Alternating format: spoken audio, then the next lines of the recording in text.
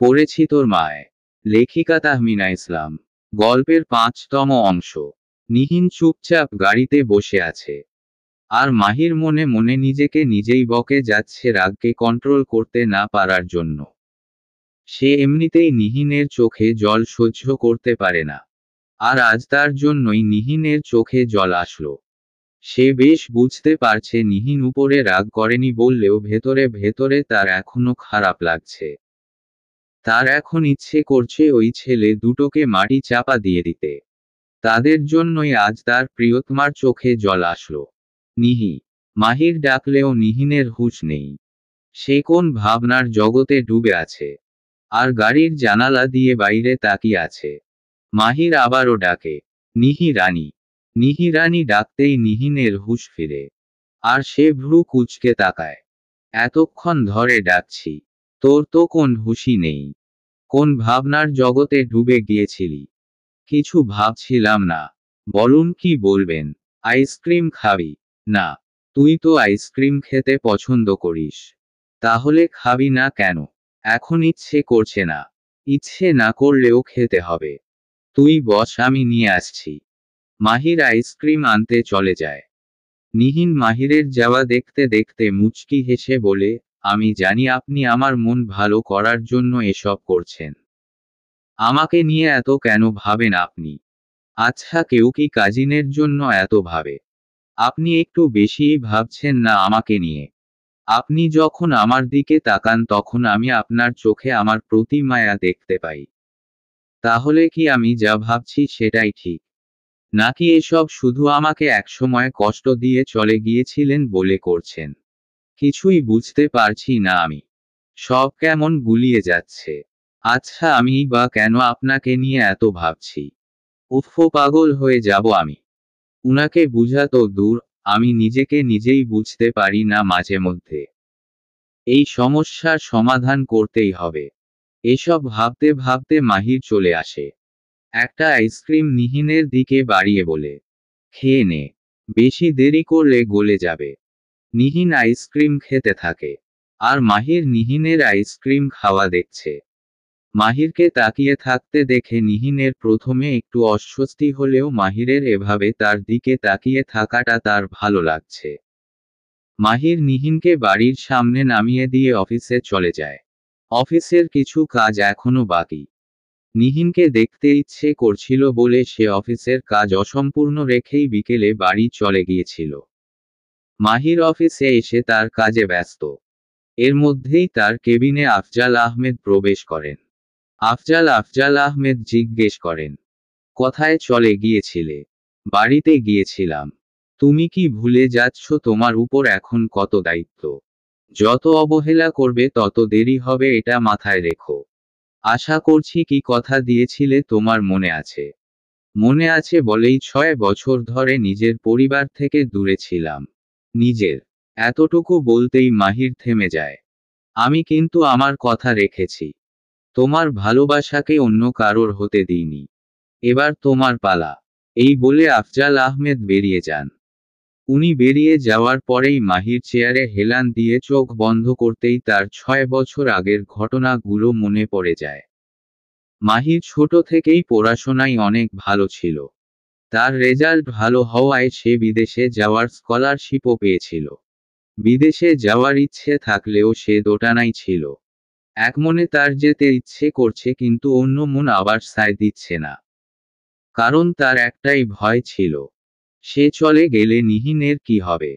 নিহিনকে ছাড়াই বা সে কি করে থাকবে। নিহিনকে তার চলে যাওয়া মেনে নিবে।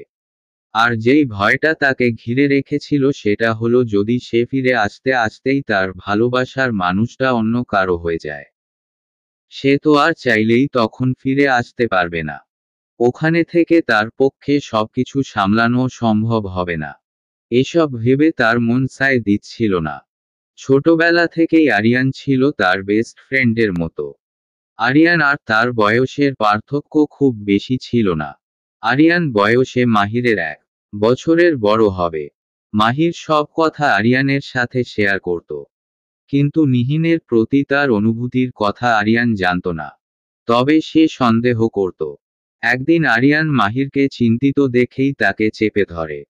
সেদিন মাহির আরিয়ানকে সব জানিয়েছিল, কারণ আরিয়ান ছাড়া সে কারোর সাথে এই ব্যাপারে পরামর্শ নেওয়ার সাহস পাচ্ছিল না। কিন্তু সেদিন তারা বুঝতেও পারেনি কেউ তাদের কথা শুনে নিয়েছিল। এদিকে আফজাল আহমেদ ছেলের বিদেশে যাওয়ার সব ব্যবস্থা করে ফেলেছেন। মাহির এসব শুনে রেগে গিয়েছিল। সে এখনো তার সিদ্ধান্ত জানায়নি। আফজাল আহমেদ তার মতামত নেওয়ারও প্রয়োজন মনে করেননি। সেদিন আফজাল আহমেদ মাহিরকে রুমে ডেকে নিয়ে গিয়ে একা কথা বলেছেন। আফজাল আহমেদ বলেন, তুমি নিশ্চিন্তে যেতে পারো। যেটা নিয়ে তুমি ভয় পাচ্ছ সেটা আমি দেখে নিব। আব্বুর কথা শুনে মাহির অবাক হয়ে যায়। উনি কি তবে জেনে গিয়েছেন? কিন্তু জানার তো প্রশ্নই আসে না। মাহির ভ্রু কুঁচকে আফজাল আহমেদের দিকে তাকায়। আফজাল আহমেদ বলেন, আমি সবটা জানি।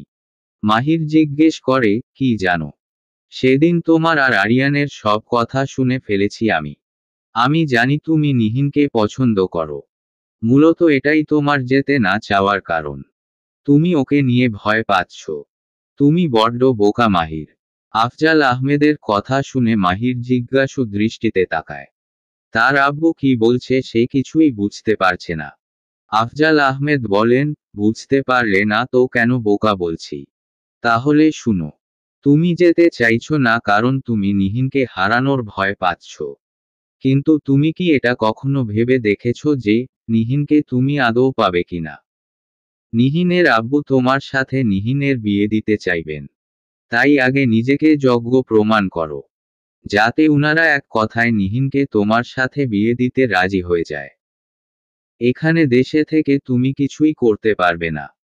তুমি যখন বিদেশ থেকে পড়াশোনা করে দেশে আসবে, তখন এখানে এসে তোমার একটা বিজনেস দাঁড় করানো খুব একটা কঠিন হবে না। কারণ আমাদের দেশের চেয়ে বাকি দেশগুলো অনেক এগিয়ে। আশা করি তুমি সেটা জানো। তাই বলছি, এত বড় একটা সুযোগ হাতছাড়া করে তুমি বোকামি করছো। তুমি নিজেকে যোগ্য করে তুললে তোমাকে কেউ রিজেক্ট করার কথা ভাববেও না। আব্বুর কথা শুনে তো মাহির অবাকের আশ্চর্য চূড়ায় পৌঁছে গিয়েছে।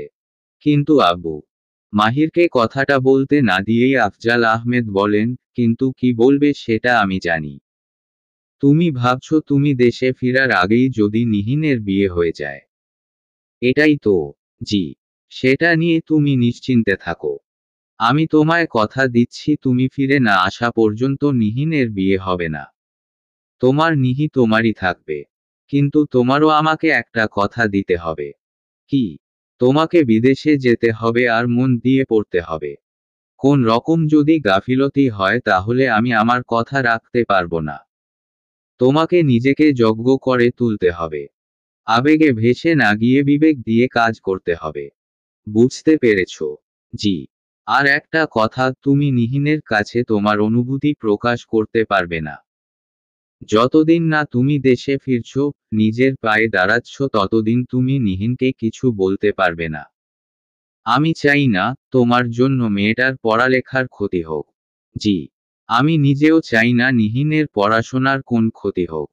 আপনি এই বিষয়ে নিশ্চিন্ত থাকতে পারেন। এসব ভাবতে ভাবতে দরজায় কেউ নক দেয়। May I come in sir? Yes, come in. আমি ফারিহা। আজ আমার ইন্টারভিউ ছিল। ও হ্যাঁ। প্লিজ বসুন। ফারিহা বসে। আর মাহির ফারিহার ইন্টারভিউ নেয়। ফারিহা মাহিরের অ্যাসিস্ট্যান্ট এর জব পেয়েও যায়। আপনি কাল থেকে জয়েন করতে পারেন। অনেক অনেক ধন্যবাদ স্যার। জি, আপনি এখন আসতে পারেন। ফারিহা চলে যায়। রাত সকাল 9:30। নিহিন, মালিহা খান, মাইশা, আদিল আর আফজাল আহমেদ সবাই মিলে খেতে বসেছেন। কিন্তু নিহিন না খেয়ে ভাতে আঙুল দিয়ে আঁকিবুকি করছে। আফজাল আহমেদ ব্যাপারটা খেয়াল করে বলেন, নিহিন, তোমার কি খেতে অসুবিধা হচ্ছে? নিহিন বলে, না ফুপ্পা। তাহলে তুমি ভাত খাচ্ছ না কেন? মালিহা খান বলেন, কি হয়েছে নিহিন? আমাকে বল। তোর কি এখনো খিদা লাগেনি? নাকি খেতে ইচ্ছে করছে না? আমার এখন খেতে ইচ্ছে করছে না। আফজাল আহমেদ বলেন, আচ্ছা, এখন খেতে ইচ্ছে না করলে খেও না। জোর করে খেতে হবে না। আরেকটু পরে খেও না হয়। জি। এই বলে নিহিন উঠে রুমে চলে যায়। তারপর সোজা চলে যায় বেকনিতে। আসলে মাহির এখনো আসছে না বলে নিহিনের অস্থির লাগছে। অন্য সময় মাহির তাড়াতাড়ি চলে আসে। মাহির সহ সবাই একসাথে খেতে বসে। কিন্তু আজ মাহির নেই। নিহিন বারবার বেকনিতে যায়। বেলকনি থেকে মেইন গেট দেখা যায়। তাই বারবার সে দেখছে মাহির আসছে কিনা। কাউকে জিজ্ঞেসও করতে পারছে না মাহিরের কথা, আবার মাহিরকেও কল দিতে পারছে না। এভাবে অপেক্ষা করতে করতে রাত 11টা বাজতে চলল। মাহির এখনো আসছে না। নিহিন আবারও বেকনিতে গিয়ে কিছুক্ষণ দাঁড়িয়ে থাকে। এমন সময় মালিহা খান নিহিনকে ডাকেন। নিহিনকে বেকনিতে দেখে মালিহা খান বলেন, এখানে কি করছিস? খাবি না? এখনো খিদা লাগেনি তোর? খেতে ইচ্ছে করছে না? রাত 11টা বাজতে চলল। আয় মা, খেয়ে নে। খেতে ইচ্ছে না করলে আমি খাইয়ে দিচ্ছি। এমন সময় মাহিরের গাড়ি ঢুকতে দেখা যায়। মাহিরের গাড়ি ঢুকতে দেখে নিহিন একটু স্বস্তি পায়। মালিহা খান বলেন, ওই দেখ মাহিরও চলে এসেছে। তোর আর একা একা খাওয়া লাগবে না। মাহির আসুক, তারপর দুজনে একসাথে খাবি। নিহিন বলে, আচ্ছা। মাহির এসেই ফ্রেশ হতে চলে যায়। ফ্রেশ হয়ে আসতেই মালিহা খান বলেন, এত দেরি করেছিস কেন? খাওয়া দাওয়ার চেয়ে কাজ বেশি জরুরি। এত রাত অবধি কিসের কাজ? কাল থেকে 10টার আগে বাসায় ঢুকবি। তোরা বাপ ছেলে এত কাজ কাজ কেন করিস আমি বুঝি না। আগে নিজে ঠিক থাকলে তারপরই তো কাজ করতে পারবি। তুমি তো আমাকে কিছু বলার সুযোগই দিচ্ছ না আম্মু। আজকে কাজ জমে যাওয়াতে একটু বেশিই লেট হয়ে গিয়েছে। এরপর আর লেট হবে না আশা করি। আর আমি তো তোমাকে কল করে জানিয়েছিলাম। জানিয়েছিস তো? তাও অনেক দেরিতে। আরো আগে জানালে আমি আদিলকে দিয়ে দিয়ে তোর জন্য খাবার পাঠিয়ে দিতাম। এখন আয় খেতে। আর নিহিনকেও ডেকে নিয়ে আয়। নিহিন এখনো খায়নি। না। আমাদের সাথে বসেছিল খেতে, কিন্তু ভাত নিয়ে খেলছিল। ওর নাকি খেতে ইচ্ছে করছিল না। আর তুমিও মেনে নিলে। আমাকে তো লেট হওয়ার জন্য বকা দিচ্ছ। ওকে টাইম মতো খাইয়ে দাওনি কেন? তোর আব্বুই বলেছে যখন খেতে ইচ্ছে করবে তখন খেতে। জোর করে না খাওয়াতে। সেখানে আমি আর কি বলবো? আচ্ছা, আমি নিয়ে আসছি। এই বলে মাহির নিহিনের রুমে যায়। নিহিন তখন একটা বই উল্টে পাল্টে দেখছিল। নিহি। মাহির ডাকতেই নিহিন মাহিরের দিকে তাকায়। মাহির বলে, এখনো খাসনি কেন? খেতে ইচ্ছে করছিল না? বাড়িতেও এরকম করিস? ইচ্ছে মতো খাস। খাওয়া দাওয়ার এত অনিয়ম কেন? আগে ঠিকমতো খাওয়া হতো। কিন্তু অ্যাডমিশনের পর থেকে অনিয়ম হয়েছে। এরকম যেন আর অনিয়ম করতে না দেখি। আমি কিন্তু খবর নিব তুই ঠিকমতো খাচ্ছিস কিনা। নিহিন বলে, আপনি কেন এত দেরি করেছেন? আমি তো কাজে ব্যস্ত ছিলাম। এই জন্য দেরি হয়েছে। নিহিন বিড়বিড় করে বলে, নিজে অনিয়ম করে আবার আমাকে শাসন করতে আসছে। কি বিড়বিড় করছিস? খেতে আয়। আম্মু ডাকছে। হুম, চলুন। নিহিন আসতেই মালিহা খান দুজনকে ভাত বেড়ে দেন। আর বলেন, খেয়ে নে তাড়াতাড়ি। তখন নিহিন আর মাহির একসাথে বলে উঠে খাইয়ে দাও। একসাথে বলায় দুজন দুজনের দিকে তাকায়। নিহিন বলে, তুমি খাইয়ে দিবে বলেছিলে না ফুপ্পি? কাল তো চলে যাব, তাই আজকে আমাকে খাইয়ে দাও। মালিহা খান বলেন, ঠিক আছে। দুজনকেই খাইয়ে দিচ্ছি। মালিহা খান দুজনকে একসাথে খাওয়ান। আর খেতে খেতে মাহির মনে মনে বলে, বউয়ের সাথে খাওয়ার মজাই আলাদা। কখন যে বউকে পার্মানেন্টলি নিয়ে আসতে পারবো। নিহিন ফুপ্পির বাড়ি থেকে নিজের বাড়িতে চলে এসেছে আজ 3 দিন হয়ে গেল। এর মধ্যে একদিন ভার্সিটিতেও গিয়েছিল নিহিন আর মীরা। ফুপ্পির বাসা থেকে আসার পর থেকে তার কিছুই ভালো লাগছে না। এই জন্য আজকে মীরা কল দিয়ে বলেছে ভার্সিটি যাবে। ভার্সিটি গেলে অন্তত সময়টা কাটবে। বাসায় কেন যে ভালো লাগছে না সেটাও সে বুঝতে পারছে না। বাড়িতে আসার পর থেকে মাহির তাকে একটা কলও দেয়নি। এই জন্য তার একটু অভিমান হয়েছে। সে বুঝতে পারছে না তার কেন খারাপ লাগছে। 6 বছর ধরে তো মাহিরের সাথে সেই কথা বলেনি। তাহলে এখনো না বললে তো তার কিছু যায় আসার কথা না। সকালে উঠেই নিহিন রেডি হয় ভার্সিটি যাওয়ার উদ্দেশ্যে। মারিয়া খান তাকে অনবরত ডেকে যাচ্ছেন খাওয়ার জন্য। এই মেয়েটা তাড়াহুড়ো করে বের হবে, তারপর না খেয়ে চলে যাবে, দেখছো আপা। এখনো আসছে ও, মারিয়া খান বলেন। রাজিয়া খান বলেন, না খেয়ে যাবে কোথায়? জোর করে খাওয়াই দিব। তুই এসব নিয়ে আর চিন্তা করিস না। এর মধ্যে নিহিন রেডি হয়ে নিচে চলে আসে। আর রাজিয়া খান তাকে খাওয়ায় দেন। তারপর নিহিন চল যায়। অন্যদিকে মাহির তার অফিসের কাজ নিয়ে ব্যস্ত। নিজের প্লাস বাবার 2 অফিসের কাজই তাকে দেখতে হচ্ছে। এই জন্য সে চেয়েও নিহিনের সাথে কথা বলতে পারেনি। এছাড়াও আরও একটা কারণ আছে।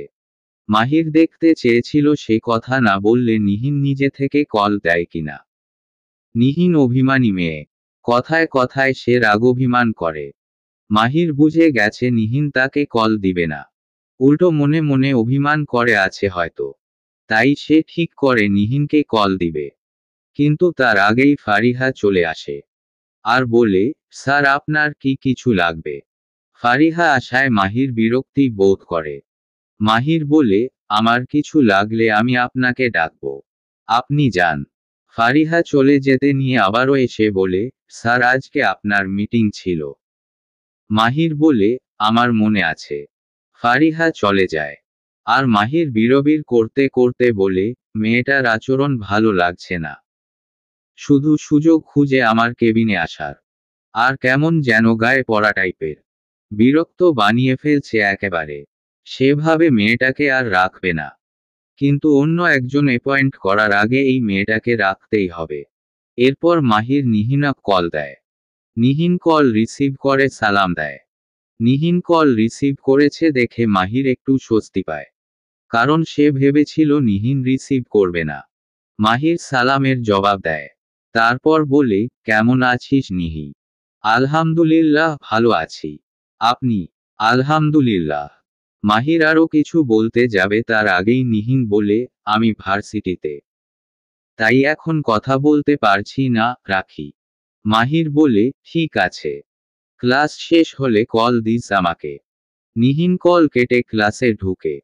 মীরা তার জন্য সিট রেখে দিয়েছে। মীরা আর নিহিনের মধ্যে যে আগে আসে সে অন্যজনের জন্য সিট রেখে দেয়। নিহিন গিয়ে মীরার পাশে বসে।